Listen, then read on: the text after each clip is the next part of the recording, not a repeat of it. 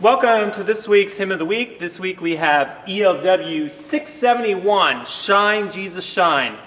Graham Kendrick, the writer and composer of this piece, said this about this song. This song is a prayer for revival. A songwriter can give people words to voice something which is already in their hearts, but which they don't have the words or the tune to express.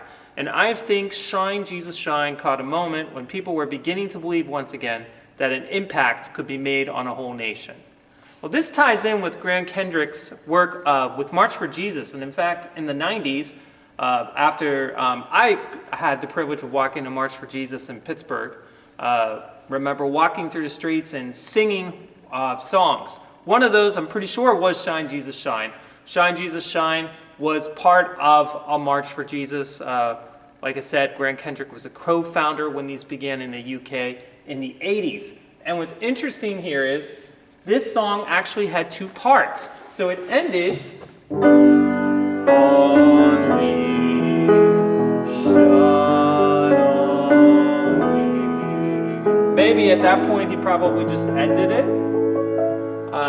And then he added the chorus later. So here's what he says on this. Again, the words of Graham Kendrick. Bearing in mind the worldwide popularity of the song, perhaps the most surprising thing about the writing of it is the ordinariness of its circumstances. I've been thinking for some time about the holiness of God and how that as a community of believers and as individuals, His desire is for us to live continually in His presence. My longing for revival in the churches and spiritual awakening in the nation was growing, but also a recognition that we cannot stand in God's presence without clean hands and a pure heart. So I wrote the 3 verses and road tested it in my home church. Though there was clearly merit to the song, it seemed incomplete. So I was unable at the time to take it any further. I put it back in the file. Sounds like some of our other Hymn of the Weeks we've explored, right? Several months later, Graham Kendrick continues here, I was asked to submit new songs for a conference psalm book. And as I reviewed this 3-verse song, I realized that it needed a chorus. I remember standing in my music room with guitar slung around my neck, trying different approaches. The line, Shine, Jesus, Shine, came to mind. And within about half an hour, I had finished the chorus, all but some polishing. Though I felt an excitement in my spirit at the time, I had no inkling at all that it would become so widely used. There were other songs I rated more highly at the time that most people have never heard of. So it's something to remember, all of you composers and songwriters and hymn writers out there. Keep writing and sharing that material. Don't throw it away. Keep it in the file. Keep sharing it. You never know the difference that it can make. And let me also say that anything you create is valuable in itself. It just needs that listener. And we always have God as a listener. So it's worth creating just for that alone. But, so here's Shine, Jesus, Shine. A great song by Graham Kendrick.